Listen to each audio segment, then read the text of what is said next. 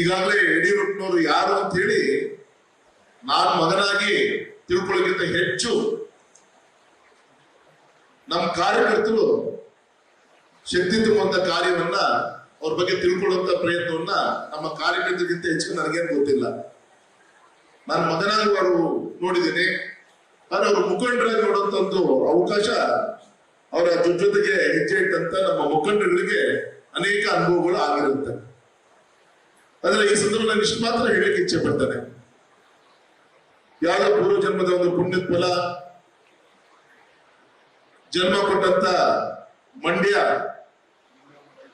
ಕರ್ಮಕ್ಷೇತ್ರ, ಶಿವಮೊಗ್ಗ ಕ್ಷೇತ್ರ, ಅವತ್ತು ಇಡೀ ರಾಜ್ಯದಲ್ಲಿ ಇಲ್ಲದಂತ ಅನೇಕ ಸಮಸ್ಯೆಗಳು ನಮ್ಮ ಶಿವಮೊಗ್ಗ ಕ್ಷೇತ್ರದಲ್ಲಿ, ಅದು ಜೀತದಾಳಗಳ ಹೋರಾಟ, ಬಗರ್ಭೂಮಿನ ಹೋರಾಟ, ಈ ರೀತಿ ಹೋರಾಟದ ಮುಖಾಂತರನೇ ದಕ್ಷಿಣ ಭಾರತದಲ್ಲಿ ಭಾರತೀಯ ಜನತಾ ಪಕ್ಷವನ್ನ ಕಟ್ಟುವಂತ ಒಂದು ಪ್ರಯತ್ನ ನಮ್ಮ ಹಿರಿಯರಾದ ರವೀಂದ್ರನಾಥ್ ಅವರು ಇರ್ಬೋದು, ನಮ್ಮ ಸಿದ್ದೇಶಣ್ಣ ಇರ್ಬೋದು, ಅವರ ತಂದೆ ಮಲ್ಲಿಕಾರ್ಜುನ ಇರ್ಬೋದು, ತಂಗ ಇರ್ಬೋದು, ವಿ.ಎಸ್. ಆಚಾರ್ಯ ಇರ್ಬೋದು, ಕರಂಬಳಿ ಸಂಜೀವ್ ಶೆಟ್ಟಿ ಇರ್ಬೋದು, ಆ ಕಾಲದಿಂದಲೂ ಕೂಡ ನಾವೆಲ್ಲರೂ ಕೂಡ ಸಂಘಟನೆಯನ್ನ ನೋಡ್ಕೊಂತ ಕೇಳ್ಕೊಂತ ಬಂದಿದ್ದೀವಿ. ತಾವೇ ಯೋಚನೆ ಮಾಡಿ, ಈಗ ತಾನೇ ನಾವೆಲ್ಲರೂ ಕೂಡ ಪುಷ್ಪಾಚರಣೆಯನ್ನ ಮಾಡಿದ್ವಿ. ಶ್ಯಾಮ್ ಪ್ರಸಾದ್ ಮುಖರ್ಜಿ ಅವರು, ಭಾರತ್ ಮಾತೆ ಇದೆ, ದೀನ್ ದಯಾಳ್ ಉಪಾಧ್ಯಾಯ ಇದ್ದಾರೆ, ಅವರೆಲ್ಲ ಯಾರು ಅಂತ ನಿಮ್ಗೆಲ್ಲರೂ ಕೂಡ ಗೊತ್ತಿದೆ. ಅವತ್ತು ಶ್ಯಾಮ್ ಪ್ರಸಾದ್ ಮುಖರ್ಜಿ ಅವರು 100 ವರ್ಷ ಕೆಳಗೆ ಅವ್ರು ಕಂಡಂತ ಕನಸು, ಒಂದು ದೇಶದಲ್ಲಿ 2 ಕಾನೂನು ಇರಬಾರ್ದು, ಒಂದು ದೇಶದಲ್ಲಿ 2 ಧ್ವಜ ಇರಬಾರ್ದು, ಜಮ್ಮು ಕಾಶ್ಮೀರಲ್ಲಿ ಆರ್ಟಿಕಲ್ 370 ಕಿತ್ತಾಕ್ಬೇಕು ಅಂತೇಳಿ ಅವತ್ತು ಕನ್ಸ್ಕೊಂಡ್ರು. ಇವತ್ತು ವೇದಿಕೆ ಮೇಲಿರುವಂತ ನಮ್ಮ ಎಲ್ಲ ಹಿರಿಯರ ಶ್ರಮ, ವೇದಿಕೆ ಮುಂಭಾಗದಲ್ಲಿರುವಂತ ನಿಮ್ಮಂತ ದೇವದಿರುವಂತ ಕಾರ್ಯಕರ್ತರ ಒಂದು ಪರಿಶ್ರಮ, ಸನ್ಮಾನಿಸಿದ ನರೇಂದ್ರ ಮೋದಿಜಿ ದೇಶದ ಪ್ರಧಾನಮಂತ್ರಿಗಳಾದರು, ಒಬ್ಬ ಆಧುನಿಕ ಸರ್ದಾರ್ ವಲ್ಲಭಾಯ್ ಪಟೇಲ್, ಅಮಿತ್ ಶಾ ಅವರು ದೇಶದ ಗೃಹ ಸಚಿವರಾದರು. ಇವತ್ತು ಜಮ್ಮು ಕಾಶ್ಮೀರದಲ್ಲಿ ಆರ್ಟಿಕಲ್ 370 ಕಿತ್ತೊಂದು ನಿಜವಾದ ಒಂದು ಸ್ವಾತಂತ್ರ್ಯ ಕೊಡುವಂತ ಕೆಲಸ ಇದು ಬಿಜೆಪಿಯಿಂದ ಆಯಿತು. ಭವ್ಯ ಶ್ರೀರಾಮ ಮಂದಿರವನ್ನ ಕಟ್ಟಲಿಕ್ಕೋಸ್ಕರ ಎಷ್ಟು ಸಾವಿರಾರು ಜನರ ಕರೆಸಿರುವುದರ ಹತ್ಯೆ ಆಯಿತು, ಎಷ್ಟೋ ಜನ ಲಾಠಿ ಚಾರ್ಜ್ ತಿನ್ಬೇಕಾಯ್ತು. ಅರೆ ಇವತ್ತು ನಮ್ಗೆಲ್ಲರಿಗೂ ಯೋಗ, ಎಷ್ಟೋ ಜನ ಹೋರಾಟ ಮಾಡಿದಂತವ್ರು ಆ ಗುಂಬಾಸ್ಗಳಿಗೆ ಮಣ್ಣಾಗಿ ಹೋದ್ರು, ಇವತ್ತು ಎಷ್ಟೋ ಜನ ಕೊನೆ ವರ್ಷಗಳು ಹೇಳಿದಾದ್ರು. ಅರೆ ನಮಗೆ ನೋಡುವಂತ ಒಂದು ಅವಕಾಶ ನಮಗೆ ಸಿಕ್ಕಿದೆಯಲ್ಲ, ಭವ್ಯ ಶ್ರೀರಾಮ ಮಂದಿರ ನಿರ್ಮಾಣ ಆಯ್ತಲ್ಲ, ಆ ಫೈಜಾಬಾದ್ ತೆಗೆದು ರಾಮ ಅಯೋಧ್ಯೆ ಅಂತ ಹೇಳಿ ಹೆಸರನ್ನ ನಾಮಕರಣ ಮಾಡುವಂತ ಅವಕಾಶ ನಮಗೆಲ್ಲ ನೋಡುವಂತ ಭಾಗ್ಯ ಸಿಕ್ಕಿದೆಯಲ್ಲ. ಹಾಗಾಗಿ ಸಂದರ್ಭದಲ್ಲಿ ಇಷ್ಟು ಮಾತ್ರ ನಾನು ಹೇಳಿಕ್ಕೆ ಇಚ್ಛೆ ಪಡ್ತೇನೆ, ಯಾವುದೋ ಒಂದು ಪೂರ್ವ ಜನ್ಮದ ಒಂದು ಪುಣ್ಯದ ಫಲ, ಭಾರತೀಯ ಜನತಾ ಪಕ್ಷದ ಕಾರ್ಯಕರ್ತರ ಕೆಲಸ ಮಾಡ್ತಾ ಇದ್ದೀವಿ. ಅಟಲ್ಜಿ ಕೇವಲ ಒಬ್ಬನೇ ಒಬ್ಬ ಸಂಸತ್ ಸದಸ್ಯರಿಂದ ಪ್ರಧಾನಮಂತ್ರಿಯ ಸ್ಥಾನವನ್ನ ಕಳ್ಕೊಂಡ್ರು. ಪಾರ್ಲಿಮೆಂಟ್ ಅಲ್ಲಿ ಬಲ ಪ್ರದರ್ಶನ. ನಿಮ್ಮ ಯಡಿಯೂರಪ್ಪನವರಂತರೂ ಒಬ್ಬ MP ಇದ್ರು ಕೂಡ ಅಟಲ್ಜಿಯನ್ನ ಮತ್ತೆ ಪ್ರಧಾನಮಂತ್ರಿ ನೋಡ್ತಿದ್ರೆ ಗೊತ್ತಿಲ್ಲ, ಮಲ್ಲಿಗಣ್ಣ ಆ ಕೆಲಸ ಮಾಡ್ಲಿಲ್ಲ ಅವರು, ಆಪರೇಷನ್ ಕಮಲ ಮಾಡ್ಲಿಲ್ಲ ಅವರು, ಯಾರು ಅಟಲ್ಜಿ ಅವರು ಭಾಷಣ ಮಾಡಿದ್ರು. ಒಬ್ಬನೇ ಒಬ್ಬ ಸಂಸತ್ ಸದಸ್ಯನ ಕೊರತೆ, ರಾಜೀನಾಮೆ ಕೊಟ್ಟರು, ರಾಷ್ಟ್ರಪತಿ ಭವನಕ್ಕೆ ಹೋದ್ರು, ಅಲ್ಲಿ ರಾಜೀನಾಮೆಯನ್ನ ಸಲ್ಲಿಸಿದ್ರು. ಹೊರಗಡೆ ಬರ್ಬೇಕಾದಾಗ ಪತ್ರಕರ್ತರು ಕೇಳ್ತಾರೆ, ಅಟಲ್ಜಿ ನೀವು ಮನಸ್ಸು ಮಾಡಿದ್ರೆ ಯಾರೋ 4 ಜನ MP ತೆಗೆದುಕೊಂಡು ನಿನ್ನ ಸ್ಥಾನವನ್ನು ಉಳಿಸ್ಕೊಳ್ಳುವಂತ ಕಷ್ಟ ಇದ್ದಿದ್ದಿಲ್ಲ, ಯಾಕೆ ನಿಮಗೆ ನೋವು ಆಗ್ಲಿಲ್ವಾ, ಅನಿಸ್ಲಿಲ್ವಾ ಅಂತ ಕೇಳಿದ್ರು. ಅವರು ಹೇಳ್ತಾರೆ, ಇಡೀ ರಾಷ್ಟ್ರದ ಪತ್ರಕರ್ತರ ಮುಂಭಾಗದಲ್ಲಿ ಜೀವನದಲ್ಲಿ ಎಂತೆಂತ ಸ್ಥಾನಮಾನಗಳು, ಪ್ರಧಾನಮಂತ್ರಿಗಳಿಗೆ ಮಾಜಿ ಆಗ್ಬೋದು, ಮುಖ್ಯಮಂತ್ರಿಗಳು ಮಾಜಿ ಆಗ್ಬೋದು, ಯಾವ್ದೋ ಗ್ರಾಮ ಪಂಚಾಯತಿ ಮಾಜಿ ಆಗ್ಬೋದು, ಆದ್ರೆ ಬಿಜೆಪಿಯ ಕಾರ್ಯಕರ್ತ ಅಂತಿದೆಯಲ್ಲ ಅದು ಯಾವತ್ತೂ ಕೂಡ ಮಾಜಿ ಆಗ್ಲಿಕ್ಕೆ ಸಾಧ್ಯ ಇಲ್ಲ. ನಾನೊಬ್ಬ ಕಾರ್ಯಕರ್ತ ಅಂತ ಹೇಳಿ ಅತ್ಯಂತ ಹೆಮ್ಮೆನ ನಾವು ಪಡೆಯಲಿಕ್ಕೆ ಇಷ್ಟಪಡ್ತೀನಿ ಅಂತ ಹೇಳಿ ಆ ಸಂದರ್ಭದಲ್ಲಿ ಅಟಲ್ಜಿ ಹೇಳ್ತಾರೆ. ಇದು ಭಾಷಣ ಮಾಡೋದು ತುಂಬಾ ಚೆನ್ನಾಗಿ, ಆದ್ರೆ ನಮಗೆ ಸಿಕ್ಕಂತ ಅಧಿಕಾರವನ್ನು ಬಿಟ್ಟು ಕಾರ್ಯಕರ್ತರಾಗಿ ಕೆಲಸ ಮಾಡುವಂದಾಗ ನನ್ನನ್ನು ಕೂಡ ಸೇರಿ ಸ್ವಲ್ಪ ಕಷ್ಟ ಆಗತ್ತೆ. ಆದ್ರೆ ಯೋಗ ಇದು ಇಂತಹ ಒಂದು ಅಮೃತ ಕಾಲದಲ್ಲಿ, ಭಾರತಕ್ಕೆ ಸ್ವಾತಂತ್ರ್ಯ ಬಂದು 2047 ಇಸ್ವಿಗೆ 100 ವರ್ಷಗಳು ತುಂಬಿರ್ತ ಈ ಸಂದರ್ಭದಲ್ಲಿ ಇವತ್ತು ಅವ ಸಿದ್ದೇಶಣ್ಣ, ನಾನು, ಮನಮೋಹನ್ ಸಿಂಗ್ ದೇಶದ ಪ್ರಧಾನಮಂತ್ರಿಗಳು ಇದ್ದಾಗ ಕೊನೆ ಡೆಸ್ಕ್ ಅಲ್ಲಿ ಕೂತಾಗ ಪಾರ್ಲಿಮೆಂಟ್ ಅಲ್ಲಿ ಯೋಚನೆ ಮಾಡ್ತಾ ಇದ್ವಿ, ಅಟಲ್ಜಿ ಕಳ್ಕೊಂಡ ಈ ಸ್ಥಾನವನ್ನ ಮತ್ತೆ ಆ ಪುಣ್ಯಾತ್ಮ ಸ್ಥಾನವನ್ನು ತುಂಬುವಂತ ಪುಣ್ಯಾತ್ಮ ಯಾರು ಬರ್ಬೋದು ಅಂತೇಳಿ ನಾವೆಲ್ಲರೂ ಕೂಡ ಯೋಚನೆ ಮಾಡ್ತಾ ಇದ್ವಿ. ಯೋಗ ನರೇಂದ್ರ ಮೋದಿಜಿಯವರು ದೇಶದ ನೇತೃತ್ವ ವಹಿಸಿಕೊಂಡ್ರು, 3ನೇ ಬಾರಿಗೆ ಪ್ರಧಾನಮಂತ್ರಿಗಳಾಗಿದ್ದಾರೆ. ದೇಶವನ್ನ ಯಾವ ರೀತಿ ಪ್ರಪಂಚ ಉದ್ಯೋಗಕ್ಕೆ ತೆಗೆದುಕೊಂಡು ಹೋಗ್ತಾ ಇದ್ದಾರೆ ಅಂತ ತಾವೆಲ್ಲರೂ ಕೂಡ ನೋಡ್ತಾ ಇದ್ದೀವಿ. ಹಾಗಾಗಿ ಸಂದರ್ಭ ನಾನು ಹೇಳಿಕ್ಕೆ ಇಚ್ಛೆ ಪಡ್ತೇನೆ, ನಮ್ಮ ಕರ್ನಾಟಕದಲ್ಲೂ ಕೂಡ ಇದು ಅತ್ಯಂತ ಶುಭಗಳಿಗೆ. ಒಂದ್ ಕಡೆಗೆ ನಮ್ಮ ದೌರ್ಭಾಗ್ಯ ಗ್ಯಾರಂಟಿ ಮುಖಾಂತರ ರಾಜ್ಯದ ಚುಕ್ಕಾಣಿ ಹಿಡಿದಂತ ಕಾಂಗ್ರೆಸ್ ಪಕ್ಷ ಮೊದಲೇ ದಿನದಿಂದ ಹಿಡಿದು ಯಾವಾಗ ಮುಖ್ಯಮಂತ್ರಿ ಸ್ಥಾನ ಬದಲಾವಣೆ ಆಗುತ್ತೆ ಅಂತೇಳಿ ಚರ್ಚೆಗಳೇ ಮಾಡಿಕೊಂತ ಜನಸಾಮಾನ್ಯರ ಏಳಿಗೆಗೋಸ್ಕರ ಚೂರು ಕೂಡ ಗಮನವನ್ನು ಕಡೆ ಕೊಡುವಂತ ಕೆಲಸವನ್ನ ಮಾಡಲಿಲ್ಲ. ಈಗೂ ಕೂಡ ಅದೇ ಮುಖ್ಯಮಂತ್ರಿ ಸ್ಥಾನ, ಯಾರು ಮಂತ್ರಿ ಆಗಬೇಕು, ಇದೇ ಜಗದಲ್ಲಿ ರಾಜ್ಯವನ್ನ ತೆಗೆದುಕೊಳ್ಳುವಂತ ಕೆಲಸವನ್ನ ಮಾಡ್ತಾ ಇದ್ದಾರೆ. ಯಾವ ರೀತಿ ಈ ರಣ ಬಿಸಿಲು ನಾವು ನೋಡ್ತಾ ಇದೀವಲ್ಲ, ಈ ರಣ ಬಿಸಿಲು ಕಾಂಗ್ರೆಸ್ ಇದ್ದಂಗೆ, ಒಂದು ಬದಲಾವಣೆ ಕಾಲ. ಈ ರಣ ಬಿಸಿಲಿಂದ ನಾವೇನು ಮುಂಗಾರನ್ನ ಮಳೆಗಾಲನ ನಾವೇನು ನೋಡ್ತಾ ಇದೀವಿ, ತಂಪನ್ನ ನಾವು ನೋಡ್ಲಿಕ್ಕೆ ಬಯಸ್ತಾ ಇದೀವಿ, ಅದು ಬಿಜೆಪಿಯ ಒಂದು ಕಾಲ ಶುರುವಾಗುತ್ತೆ ಅಂತ ನಾನು ಇದು ಅತ್ಯಂತ ವಿಶ್ವಾಸನ ನೀಡಲಿಕ್ಕೆ ಇಚ್ಛೆಪಡ್ತೇನೆ. ತುಂಬಾ ದಿನ ಕಾಯುವಂತ ಅವಶ್ಯಕತೆ ಇಲ್ಲ. ಯಾಕೆ ಅಂದ್ರೆ 100 ಸೂರ್ಯ ಚಂದ್ರ ಇರೋದ್ರ ಸತ್ಯ ಅಷ್ಟೇ ಸತ್ಯ. ನಾಳೆ ಬರುವಂತ ದೇಶದ 5 ರಾಜ್ಯಗಳಲ್ಲಿ 4 ರಾಜ್ಯದಲ್ಲಿ ಭಾರತೀಯ ಜನತಾ ಪಕ್ಷದ ನೇತೃತ್ವದ ಸರ್ಕಾರ, ಎನ್ಡಿಎ ನೇತೃತ್ವದ ಸರ್ಕಾರ ಆಡಳಿತವನ್ನ ತಂದೆ ತರುತ್ತೆ. ಅದೇ ರೀತಿ ನಮ್ಮ ದಕ್ಷಿಣ ಭಾಗ ಕರ್ನಾಟಕ, ನಮ್ಮ ದಾವಣಗೆರೆಯಲ್ಲೂ ಕೂಡ ನಮ್ಮ ದಾಸರನ್ನ ಶಾಸಕರನ್ನು ನೋಡುವಂಥದ್ದು. ಅದೇ ರೀತಿ ನಮ್ಮ ಬಾಗಲಕೋಟೆಯಲ್ಲೂ ಕೂಡ ನಮ್ಮ ಹಿರಿಯರ ಚಿರಂಜೀವಿ ಮಠ ಕೂಡ ಶಾಸಕ ನೋಡುವಂತ ದಿನಗಳು ದೂರ ಇಲ್ಲ. ಇಷ್ಟು ಒಳ್ಳೆಯ ಶುಭಗಳಿಗೆ ಈ ಸಂದರ್ಭ ಶುರುವಾಗಿದೆ. ಈ ಸಂದರ್ಭದಲ್ಲಿ ನಮ್ಮ ಕರ್ತವ್ಯ, ನಾವು ಯಡಿಯೂರಪ್ಪನವ್ರಿಗೋಸ್ಕರ ಸನ್ಮಾನ ಮಾಡ್ತಾ ಇದೀವ. ಒಬ್ಬ ವ್ಯಕ್ತಿ ನಮಗೊಂದು ಪ್ರೇರಣೆ. ನನಗೆ ಇನ್ನೂ ನೆನಪಿದೆ, ಯಡಿಯೂರಪ್ಪನವ್ರ ಜೊತೆ ನಾನು 2ನೇ ಕ್ಲಾಸು ಬೇರೆ ಬೇರೆ ಪಕ್ಷದ ಕಾರ್ಯಕರ್ತಿದ್ದು, ಶಿಕಾರಿಪುರ ಬಸ್ ಸ್ಟ್ಯಾಂಡ್ ಬಸ್ ಹತ್ಕೊಂಡು ಶಿವಮೊಗ್ಗ ಹೋಗ್ಬೇಕಾಗಿತ್ತು. ಅಲ್ಲಿ ಒಬ್ಳು ಮುದುಕಿ ಬರ್ತಾಳೆ, ಯಡಿಯೂರಪ್ಪನವರೇ ಹಿಂದೆಲ್ಲ ಗೊತ್ತು, ಬಸ್ಸಲ್ಲಿ ಲಗೇಜ್, ದೊಡ್ಡ ಲಗೇಜ್ ಇದ್ರೆ ಒಳಗೆ ತುಂಬ್ತಿದ್ದಿಲ್ಲ, ಮೇಲ್ಗಡೆಗೆ ಕಾಫಿ ಹಾಕ್ಬೇಕಾಗಿತ್ತು. ಹಮಾಲರು ಪಾಪ ಸಹಜ ಅವ್ರ ಹೊಟ್ಟೆ ಪಡೆಗೋಸ್ಕರ ದುಡ್ಡು ಹೆಚ್ಚಿಗೆ ಕೇಳ್ತಾ ಇದ್ದಾರೆ.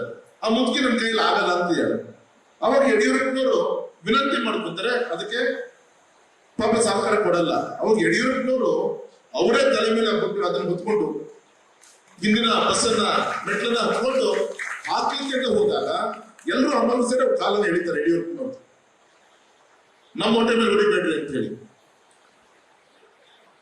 ಈ ರೀತಿ ಮೊನ್ನೆ ಕಾಲಂತ ಮಾತಾಡ್ತಾ ಇದ್ರು. ಅವ್ರ ಪಾದಯಾತ್ರೆ ಅಂತೆ, ಪಾದಯಾತ್ರೆ ಬೆಳಿಗ್ಗೆ ಬೇಗ ಎಚ್ಚರ ಆಗುತ್ತೆ, 5 ಗಂಟೆಗೆ ಹೇಳ್ತಾರೆ. ಎದ್ದಾದ್ಮೇಲೆ ಮನೇಲಿ ಯಾರ ಮನೇಲಿ ಮಲಗಿರ್ತಾರೆ ಅವ್ರು ತೊಂದರೆ ಮಾಡಬಾರ್ದು ಅಂತ ಹೇಳಿ ಅಲ್ಲೇ ಇದ್ದಂತ ಕಟ್ಗೆ ನನ್ನನ್ನು ತೆಗೆದುಕೊಂಡು ಒಲೆ ಉರಿ ಮಾಡಿ ಬಿಸಿನೀರು ಕಾಯಿಸ್ಕೊಂಡು ಸ್ನಾನ ಮಾಡಿ ಉಳಿದವ್ರನ್ನು ಏಳಿಸ್ಕೊಂಡು ಮತ್ತೆ ಪಾದಯಾತ್ರೆಯನ್ನ ಮಾಡ್ತಾ ಇದ್ದೆ ಅಂತ ಹೇಳಿ ಅವರು ಹೇಳ್ಕೊಡ್ತಾರೆ. ಈ ರೀತಿ ಅನೇಕ ನಮ್ಮ ಹಿರಿಯರಿಗೆ ಅನೇಕ ಅನುಭವಗಳು ಅವ್ರ ಜೊತೆಗೆ ಹೋರಾಟಗಳ ಮುಖಾಂತರ. ಇವತ್ತು ನಮ್ಮ ತಾಯಿ ಇಲ್ಲ ನನಗೆ ಇನ್ನೂ ಕೂಡ ನೆನಪಿದೆ. 2ನೇ ಕ್ಲಾಸ್ ನಾನಿನ್ನು ಶಿಕಾರಿಪುರದ ಹರಳೆಣ್ಣೆ ಕೆರೆ ಅಂತ ಹೇಳಿ ನಮ್ಮ ಕುರುಬ ಸಮಾಜ ವಾಸ ಮಾಡ್ತಿರಂತ ಮಧ್ಯದಲ್ಲಿ ನನ್ನ ಮನೆ. 2 ಗಂಟೆ ನಾನು ಕಾನ್ವೆಂಟಿಗೆ ರೆಡಿ ಆಗಿದ್ದೀನಿ, ಬಟ್ಟೆ ಹಾಕೊಂಡು. ನಮ್ಮ ತಾಯಿ ರೆಡಿ ಮಾಡಿದಾಳೆ. ಮಧ್ಯಾಹ್ನ ಊಟಕ್ಕೆ ಅನ್ನ ಇಟ್ಟಿದ್ದಾರೆ. ಬೆಳಿಗ್ಗೆ 8-9 ಗಂಟೆಗೆ ತಿಂಡಿ ಆಗಿದೆ. ಯಡಿಯೂರಪ್ಪನವ್ರು ಬೈಸಿಕಲ್ ತಗೊಂಡು ಪುರಸಭಾ ಅಧ್ಯಕ್ಷರು, ಅವ್ರಿಗೊಂದು ಅಭ್ಯಾಸ, ಬೆಳಗ್ಗೆ ಎದ್ದು ಚೀಫ್ ಆಫೀಸರ್ ಕರ್ಕೊಂಡು ಯಾವ್ಯಾವ ನಲ್ಲಿ ನೀರು ಹರಿದು ಹೋಗ್ತಾ ಇರುತ್ತೆ ಅದನ್ನ ನಿಲ್ಲಿಸಂತದ್ದು, ಟ್ಯೂಬ್ಲೈಟ್ ಇರ್ತಿದ್ರೆ ಟ್ಯೂಬ್ಲೈಟ್ ಆಫ್ ಮಾಡೋಂಥದ್ದು ಮಾಡ್ಕೊಂಡು ದಿನ ಬೆಳಿಗ್ಗೆ ಸೈಕಲ್ ತಗೊಂಡು ಎಲ್ಲರೂ ಕರ್ಕೊಂಡು ಹೋಗಿ ಬರ್ತಾ ಇದ್ರು. ಆದ್ರೆ ಹಿಂದಿನ ರಾತ್ರಿ ಫೋನ್ ಬರುತ್ತೆ, ಅವ್ರ ಮೊಬೈಲ್ ಇಲ್ಲ. ಮೇವು ಅಂತೇಳಿ ಒಬ್ಬ ಲಾಯರ್, ಅವ್ರ ಬರೋ ಲ್ಯಾಂಡ್ಲೈನ್ ಇತ್ತು, ಅಲ್ಲಿಗೆ ಟ್ರಂಕಲ್ ಫೋನ್ ಬರುತ್ತೆ. ರಾತ್ರಿ 10 ಗಂಟೆ ಯಡಿಯೂರಪ್ಪನವರೇ ಫೋನ್ ಬನ್ನಿ ಅಂತ ಹೇಳಿ ಇನ್ನು 5 ನಿಮಿಷ ಬಿಟ್ಟು ಫೋನ್ ಬರುತ್ತೆ ಅಂತ ಹೇಳ್ತಾರೆ. ಯಡಿಯೂರಪ್ಪನವ್ರು ಹೋಗ್ತಾರೆ, ಫೋನ್ ರಿಸೀವ್ ಮಾಡ್ತಾರೆ. ಒಬ್ಬ ಫೋನು ಅನಾಮಿಕೆ ಒಂದು ಫೋನು, ಬೆಳಗ್ಗೆ ಎದ್ದು ನಿನ್ನ ಹೆಂಡತಿ ಮಕ್ಕಳು ಸಮೇತ ಊರನ್ನ ಖಾಲಿ ಮಾಡ್ಲಿಲ್ಲ ಅಂದ್ರೆ ನಿನ್ನ ಜೀವ ಉಳಿಸಲ್ಲ. ಇದು ರಾತ್ರಿ ಬರುತ್ತ ಕಾಲ. ಆದ್ರೆ ಯಡಿಯೂರಪ್ಪನವರು ಅವತ್ತಿನ ಒಂದು ಹೋರಾಟ, ಅವರ ಸಿಟ್ಟು, ಅದು ಯಾರಿಗೂ ಕೂಡ ಅವ್ರು ಕೇರ್ ಮಾಡೋದು. ಬೆಳಿಗ್ಗೆ ಅವ್ರ ಕೂಡ ಹೇಳ್ತಾರೆ, ನಮ್ಮನೆಯಿಂದ ಒಂದು 40 ಮೀಟರ್ ದೂರದಲ್ಲಿ ಹೋಗ್ಬೇಕಾದ್ರೆ ಒಬ್ಬ ಹೆಸರಿರ್ತಕ್ಕಂಥ ಚೂರಿ ಶಿವಮೂರ್ತಿ ಅಂತೇಳಿ, ಅವರ ಅಡ್ಡ ಹೆಸರು ಚೂರಿ ಶಿವಮೂರ್ತಿ ಅಂತೇಳಿ, ಕಾಂಗ್ರೆಸ್ ಮುಖಂಡ. ಇಂದಿರಾ ಗಾಂಧಿಗಳು ಪ್ರಧಾನಮಂತ್ರಿ, ಗುಂಡೂರಾವ್ ಅವರು ಮುಖ್ಯಮಂತ್ರಿ, ಶಿಕಾರಿಪುರ ರಿಸರ್ವ್ ಕಾನ್ಸ್ಟಿಟ್ಯೂನ್ಸಿ, ಯಡಿಯೂರಪ್ಪ ಪುರಸಭಾ ಅಧ್ಯಕ್ಷ ವೆಂಕಟಪ್ಪ ಅಂತೇಳಿ ಬಂದಿಖಾನೆ ಸಚಿವರು.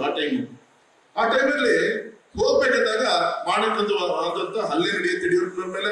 ಕತ್ತಿಗೆ ಕನ್ಲಿ ತಗೊಂಡು ಹೊಡಿತಾರೆ, ಬಿದ್ಮೇಲೆ ಎರಡು ಕೈಗೂ ಕನ್ಲಿ ತಗೊಂಡು ಹೊಡಿತಾರೆ. ನಮ್ಮನೆಗೆ ಬಂದು ಜನ ಬಂದು ಚೋಡ ಬಾಲು ತರ್ತಿದ್ದಾರೆ. ತಾಯಿ ಹೆಸರು ಮೈತ್ರಾ ಅಂತ ಹೇಳಿ, ಮೈತ್ರಾ ಯಡಿಯೂರಪ್ಪನವ್ರು ಹೋದ್ರು ಅಂತ ಹೇಳಿ ಬಾಲು ತರ್ತಾ ಇದ್ದಾರೆ. ನಮ್ಮ ತಾಯಿ ತಲೆ ಮೇಲೆ ಸರಿಯಾಗಿ ನನ್ನ ಕೈಯನ್ನ ಇಟ್ಕೊಂಡು ಎಳ್ಕೊಂಡು ಸ್ಪಾಟಿಗೆ ಬಂದ್ರೆ ಯಡಿಯೂರಪ್ಪನವ್ರು ಬಿದ್ದಿದ್ದಾರೆ. ಅಲ್ಲೂ ಕೂಡ ಯಾರು ಊಟ ಹೆದರ್ತಾ ಇದ್ದಾರೆ. ಯಾಕಂದ್ರೆ ಗುಂಡೂರಾವ್ ಮುಖ್ಯಮಂತ್ರಿಗಳು, ವೆಂಕಟಪ್ಪ ಬಂದಿಖಾನೆ ಸಚಿವರು, ಎಲ್ಲಿ ನಾಳೆ ರಾಜಕೀಯ ನಮಗೆ ಅಟ್ಯಾಕ್ ಆಗುತ್ತೆ ಅಂತೇಳಿ. ಅಲ್ಲ, ಯಡಿಯೂರಪ್ಪರು ಆ ಸಂದರ್ಭದಲ್ಲೂ ಕೂಡ ಒಂದ್ ಕೈ ಸರಿ ಇತ್ತವ್ರದ್ದು. ಈ ಕತ್ತಿಗೆ ಬಿದ್ದಂತ ಕನ್ಲಿಯ ಹೊಡೆತಕ್ಕೆ ಕೈ ಇಟ್ಕೊಂಡು ಮಲಗಿದ್ದಾರೆ. ಇನ್ನೊಂದು ಕೆರಳು ನನ್ನ ಮೇಲೆ ಬಿದ್ದಿದ್ದ 5 ಬೆರಳು ಕಟ್ಟಾಗಿತ್ತು ಆ ಸಂದರ್ಭದಲ್ಲಿ. ಅಂತ ಸಂದರ್ಭ ಕೂಡ ನಮ್ಮ ತಾಯಿ ಬಂದು ಕಣ್ಣೀರ್ ಹಾಕಿದಾಗ, ಏ ಮೈತ್ರಾ, ನಾ ಬದುಕಿದ್ರೆ ಜನರಿಗೋಸ್ಕರ ಮತ್ತೆ ಬದುಕು ಬರ್ತೀನಿ, ಕಣ್ಣೀರ್ ಹಾಕ್ಬಿಡೋದು ಹೋಗು ಮನೆಗೆ ಅಂತ ಹೇಳಿ ಆ ಸಂದರ್ಭ ಕೂಡ ವ್ಯಾಖ್ಯಾನ ಮಾಡಿದ್ರು. ಆದ್ರೆ ಅವತ್ತು ಬಿದ್ದಂತ ರಕ್ತ ಇವತ್ತು ಕರ್ನಾಟಕ ರಾಜ್ಯದಲ್ಲಿ ಸುಮಾರು 7 ಲಕ್ಷ ಹೆಕ್ಟೇರ್ಗಳಿಗೆ ನೀರಾವರಿ ಯೋಜನೆ ಏನಾದ್ರು ಆಗಿದೆ ಅಂದ್ರೆ ಸನ್ಮಾನ್ಯದ ಯಡಿಯೂರಪ್ಪನವರ ಒಂದು ನೇತೃತ್ವದಲ್ಲಿ ಬಿಜೆಪಿಯ ಸರ್ಕಾರ, ನಮ್ಮ ಬಸವರಾಜ ಬೊಮ್ಮಾಯಿ, ನಮ್ಮ ಪಾಟೀಲ್, ಇತರ ಅನೇಕ ಮಂತ್ರಿಗಳ ಸಹಕಾರದಿಂದ ಇವತ್ತು ರಾಜ್ಯ ನೀರಾವರಿ ಯೋಜನೆಗಳು ಆಗಿದೆ. ಹಾಗಾಗಿ ಈ ಸಂದರ್ಭದಲ್ಲಿ ಇಷ್ಟೇ ಹೇಳೋದು, ಇವತ್ತು ಯಡಿಯೂರಪ್ಪನಿಗೆ ಅಭಿನಂದನಾ ಕಾರ್ಯಕ್ರಮ ಯಾತಕ್ಕೋಸ್ಕರ? ಮುಂದಿನ ಒಂದು ಯುವ ಪೀಳಿಗೆಗೆ ಹೋರಾಟದ ಮುಖಾಂತರ ಪ್ರೇರಣೆ ಕೊಡ್ಲಿಕ್ಕೋಸ್ಕರ ಒಬ್ಬ ಹೋರಾಟಗಾರ, ಒಬ್ಬ ರೈತ ನಾಯಕ ಯಡಿಯೂರಪ್ಪ ಸಾಹೇಬರಿಗೆ ನಾವೆಲ್ಲರೂ ಕೂಡ ಸೇರ್ಕೊಂಡು ಅವತ್ತು ಕಾರ್ಯಕ್ರಮ ನಾವು ಮಾಡ್ತಾ ಇದ್ದೀವಿ. ಹಾಗಾಗಿ ದಯಮಾಡಿ ಕೈ ಮುಗಿದು ನಾನು ವಿನಂತಿನ ಮಾಡ್ಕೊತೀನಿ, ಯಡಿಯೂರಪ್ಪನವ್ರಿಗೋಸ್ಕರ ನೀವೇ ಯೋಚನೆ ಮಾಡಿ. ಅವತ್ತು ಇದೇ 20 ವರ್ಷ ಕೆಳಗೆ ಯಾವುದೇ ಪೇಪರ್ ಅನ್ನ ಓಪನ್ ಮಾಡಿದ್ರೆ ಇಂಥ ಹಳ್ಳಿಯಲ್ಲಿ ಇಂಥ ಮಗುವಿನ ಭ್ರೂಣ ಹತ್ಯೆ ಅಂತ ಹೇಳಿ ಬರ್ತಾ ಇತ್ತು. ಅವು ತುಂಬಾ ನಮ್ಮ ಹಳ್ಳಿಗಳಲ್ಲಿ ಗಂಡು ಮಕ್ಕಳು ಹುಟ್ಟಿದ್ರೆ ಬೇಡ ಅನಿಸ್ತಿದ್ವಿ, ಹೆಣ್ಮಗು ಹುಟ್ಟಿದ್ರೆ ಸಂತೋಷ ಪಡ್ತಿದ್ರು ಅಂತ ಒಂದು ಕೆಟ್ಟ ಕಾಲ ಇತ್ತು ಅವತ್ತು. ಯಾವ್ದೇ ಪೇಪರ್ ಭ್ರೂಣ ಹತ್ಯೆ ಬರ್ತಾ ಇತ್ತು. ಅವತ್ತು ಯಡಿಯೂರಪ್ಪ ನಮ್ಮ ಮಂತ್ರಿ ಮಂಡಲದ ಜೊತೆಗೆ ಚರ್ಚೆ ಮಾಡಿದ್ರು. ಈ ಕೆಟ್ಟ ಸಾಮಾಜಿಕ ಪೀಳಿಗೆಯನ್ನ ದೂರ ಮಾಡ್ಲಿಕ್ಕೆ ಏನ್ ಮಾಡ್ಬೇಕು ಅಂತ ಯೋಚನೆ ಮಾಡಿದಾಗ ಈ ಭಾಗ್ಯಲಕ್ಷ್ಮಿಯ ಚಿಂತನೆಯನ್ನ ಮಾಡಿ, ಮಗು ಹುಟ್ಟಿದಾಗ ಮೊದಲ 2 ಹೆಣ್ಮಕ್ಳಿಗೆ ಭಾಗ್ಯಲಕ್ಷ್ಮಿ ಬಾಂಡ್ ಒಂದು 10,000 ಇಟ್ರು. ಅದು 18 ವರ್ಷಕ್ಕೆ ಕೇವಲ 50,000 ರೂಪಾಯಿ ಆಗುತ್ತೆ, ಕಮ್ಮಿ ಆಗುತ್ತೆ ಬೇಡ ಅಂತ ಹೇಳಿ ಮತ್ತೆ ಅದನ್ನ 20,000 ಮಾಡಿ ಇವತ್ತು 1,20,000 18 ವರ್ಷ ತುಂಬಿದ ತಕ್ಷಣ ಆ ಮಗುವಿನ ಮನೆಗೆ ಹಣ ತಲುಪದ ಕಾರ್ಯವನ್ನು ಆಗ್ತಾ ಇದೆ ಅಂದ್ರೆ ಅದು ನಿಮ್ಮ ಬಿಜೆಪಿಯ ಸರ್ಕಾರ, ನಿಮ್ಮ ಯಡಿಯೂರಪ್ಪನವರಿಂದ ಆಗುವಂತ ಕೆಲಸ. ಒಬ್ಬ ಸಾಮಾಜಿಕ ವಿಜ್ಞಾನಿ ಅಂತ ಹೇಳ್ಬೋದು ಯಡಿಯೂರಪ್ಪನವ್ರನ್ನ. ನಮ್ಮನ್ನು ಬ್ರಾಹ್ಮಣರ ಪಕ್ಷ ಅಂತ ಹೇಳ್ತಾ ಇದ್ರು. ಅರೆ, ಯಡಿಯೂರಪ್ಪನ ನೇತೃತ್ವದಲ್ಲಿ ಒಂದೇ ತಟ್ಟೆಯಲ್ಲಿ ಇಬ್ರು ಕೈ ಹಾಕಿ ಊಟ ಮಾಡಿದ್ರೆ ಯಾರ್ದು ಕೂಡ ಹೊಟ್ಟೆ ತುಂಬಲ್ಲ ಅಂತ ಹೇಳಿ ಪರಿಶಿಷ್ಟ ಜಾತಿ, ಪರಿಶಿಷ್ಟ ಪಂಗಡ 2 ನಿಗಮಗಳನ್ನ ಬೇರೆ ಬೇರೆ ಮಾಡಿ ಅದಕ್ಕೆ ಕೋಟಿಗಟ್ಟಲೆ ಅನುದಾನವನ್ನು ಕೊಟ್ಟು ಕಾರ್ಯಕ್ರಮ ಜಾರಿ ತರುವಂತ ಪ್ರಯತ್ನವನ್ನ ಆಯ್ತು. ಮಠ ಮಂದಿರಗಳ ಅಭಿವೃದ್ಧಿ ಆಯ್ತು. ಕನಕ ಜಯಂತಿ, ವಾಲ್ಮೀಕಿ ಜಯಂತಿ, ಅನೇಕ ದಾರ್ಶನಿಕರ ಜಯಂತಿನ ಆಯ್ತು. ನೀವು ನಿಗಮಗಳ ನಮ್ಮ ಬಂಜಾರ ಅಭಿವೃದ್ಧಿ ನಿಗಮ, KPSC ಒಳಗೆ ಒಬ್ಬ ಬಂಜಾರ ಸಮಾಜದ ಒಬ್ಬ ಮೆಂಬರು ಸ್ವಾತಂತ್ರ್ಯ ಬಂದಿಷ್ಟು ವರ್ಷ ಆದ್ರೂ ಕೂಡ ಒಬ್ರು ಇದ್ದಿದ್ದಿಲ್ಲ. ಅರೆ, ಕನ್ನೀರಾಮ್ ಅಂತ ಹೇಳಿ ಅವ್ರು KPSC ಮೆಂಬರ್ ಮಾಡಿದ್ರು. ಅವತ್ತು ನಮ್ಮ ಅನೇಕ ಶೋಷಿತ ಪೀಡಿತ ಸಮಾಜದ ಅಲ್ಲೂ ಕೂಡ ಅವರಿಗೆ ನ್ಯಾಯವನ್ನು ಒದಗಿಸುವಂತ ಕೆಲಸ ಆಯಿತು. ಈ ರೀತಿ ಎಲ್ಲ ಮಠ ಮಂದಿರಗಳು, ನಮ್ಮ ಕನಕಪೀಠ ಇರ್ಬೋದು, ಬಾಡ ಗ್ರಾಮ ಇರ್ಬೋದು, ನಮ್ಮ ವಾಲ್ಮೀಕಿ ಕ್ಷೇತ್ರ ಇರ್ಬೋದು, ಆ ಪುಣ್ಯಾತ್ಮ ಅಂಬೇಡ್ಕರ್ ಅವರು ಬದುಕಿದ್ದಾಗಂತೂ ಕಣ್ಣೀರು ಹಾಕ್ಸುವಂತ ಕೆಲಸ ಈ ಕಾಂಗ್ರೆಸ್ನವರು ಮಾಡಿದ್ರೆ ನಿಮಗೆಲ್ಲರೂ ಕೂಡ ಗೊತ್ತಂತ ವಿಚಾರ. ಇವಾಗ ಮಾತಿದ್ರೆ ಸಂವಿಧಾನ ಬುಕ್ ಅನ್ನ ಇಟ್ಕೊಂಡು ಭಾಷಣ ಮಾಡ್ತಾ ಇದ್ದಾರೆ. ಹಾಗಾಗಿ ಈ ಸಂದರ್ಭದಲ್ಲಿ ಸನ್ಮಾನ್ಯದ ನರೇಂದ್ರ ಮೋದಿಜಿಯವರ ನೇತೃತ್ವದಲ್ಲಿ ಭವ್ಯ ಭಾರತದ ನಿರ್ಮಾಣದ ಒಂದು ಸಂಕಲ್ಪ ಅಂತ ಹೊಟ್ಟು ಇಷ್ಟೊಂದು ಶ್ರಮ ಪಡ್ತಿರುವಂತ ಈ ಸಂದರ್ಭದಲ್ಲಿ ನೀವೆಲ್ಲರೂ ಕೂಡ ಇಲ್ಲಿ ವೇದಿಕೆ ಮೇಲೆ ಇದ್ದಂದ್ರಿಗೆ ಹೆಚ್ಚಿಗೆ ಶಕ್ತಿ, ಕೆಳಗೆ ಕೂತಂದ್ರಿಗೆ ಕಮ್ಮಿ ಶಕ್ತಿ ಅಂತ ನಾವ್ ಯಾರು ಅನ್ಕೊಳ್ಳೋದು ಬೇಡ. ನಿಮ್ಮಂಗೆ ನಿಮ್ ಯಡಿಯೂರಪ್ಪರು ಒಬ್ಬ ಸೊಸೈಟಿಯ, ವೀರಶೈವ ಸೊಸೈಟಿಯ ಸದಸ್ಯನಾಗಿ ಇವತ್ತು ರಾಜ್ಯದ ಮುಖ್ಯಮಂತ್ರಿಗಳಾಗಿದ್ದಾರೆ. ಯಾರಲ್ಲಿ ಯಾವ ಶಕ್ತಿ ಪ್ರೇರಣೆ ನಮಗೆ ಇರೋದು ನಮಗೆ ಗೊತ್ತಾಗಲ್ಲ. ಅಲ್ಲಿರೋ ಶ್ಯಾಮ್ ಪ್ರಸಾದ್ ಮುಖರ್ಜಿನೂ ಅಷ್ಟೇ, ದೀನ್ ದಯಾಳ್ ಜಿ ಒಬ್ರು ಟೀಚರ್ ಆಗಿ ಇವತ್ತು ಆ ಸ್ಥಾನಕ್ಕೆ ಏರಿದಂತವ್ರು. ಅವರೆಲ್ಲ ವಿಚಾರಗಳನ್ನ ನಾವೆಲ್ಲರೂ ಕೂಡ ಅಳವಡಿಸ್ಕೊಳ್ಳೋಣ. ನಾಡಿದ್ದು ಅಭಿಮಾನೋತ್ಸವ ಅದು ಯಾವುದೋ ಒಂದು ಗುಂಪಿಗೋಸ್ಕರ ಅಲ್ಲ, ಇಡೀ ನಮ್ಮ ಸಂಘಟನೆ ಎಲ್ಲ ರೀತಿಯಿಂದ ಶಕ್ತಿ.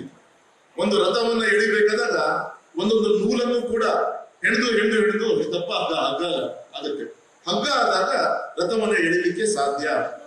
ಹಾಗಾಗಿ ನಾವೆಲ್ಲರೂ ಕೂಡ ನಾವೆಲ್ಲರೂ ಕೂಡ ಸೇರ್ಕೊಂಡು ಒಂದು ಹಗ್ಗ ಆಗಿ ಕರ್ನಾಟಕ ರಾಜ್ಯದ ಭಾರತೀಯ ಜನತಾ ಪಕ್ಷದ ಮತ್ತೊಮ್ಮೆ ಸರ್ಕಾರವನ್ನ ತರುವಂತ ದಿಕ್ಕಿನಲ್ಲಿ ನಾಳೆ ಯಡಿಯೂರಪ್ಪ ಅಭಿಮಾನೋತ್ಸವ ದೊಡ್ಡ ಒಂದು ಹೆಜ್ಜೆ ಆಗ್ಬೇಕು.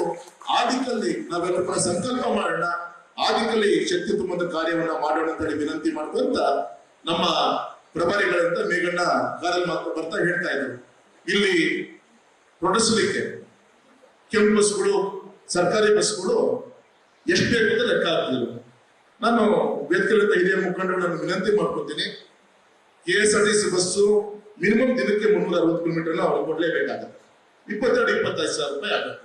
ನಮಗೆ ದಾವಣಗೆರೆಯಿಂದ ಆಗುವಂಥದ್ದು ಒಂದು 100 ಕಿಲೋಮೀಟರ್ ಆಗುತ್ತೆ, ಇಲ್ಲಿಂದ ದುರ್ಗ 120 ಕಿಲೋಮೀಟರ್ ಆಗುತ್ತೆ. ಹಾಗಾಗಿ ಸ್ವಲ್ಪ ಈ ಸಭೆ ಆದ್ಮೇಲೆ ವೇದಿಕೆ ಮೇಲೆ ತಾವೇ ಕೂತ್ಕೊಂಡು ಯೋಚನೆ ಮಾಡಿ.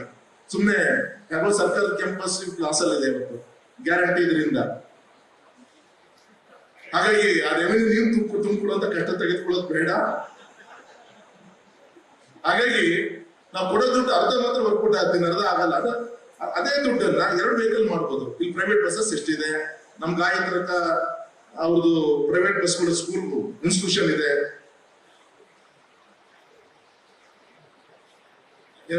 ಈ ತರ ನಮ್ಮ ಅನಿತ್ ಅವ್ರ ಜವಾಬ್ದಾರಿ ತೆಗೆದುಕೊಂಡು ಇಲ್ಲಿರುವಂತ ಎಲ್ಲ ಪ್ರೈವೇಟ್ ಇನ್ಸ್ಟಿಟ್ಯೂಷನ್ಸ್ಗಳು ಬಸ್ಗಳನ್ನ ಮಾತಾಡ್ಸಿದ್ರೆ ಅದು 100-200 ಬಸ್ ಸಿಗುತ್ತೆ. ಡೀಸೆಲ್ ಹಾಕ್ಸ್ಕೊಂಡು ತಗೊಂಡು ಹೋಗ್ಬೋದು.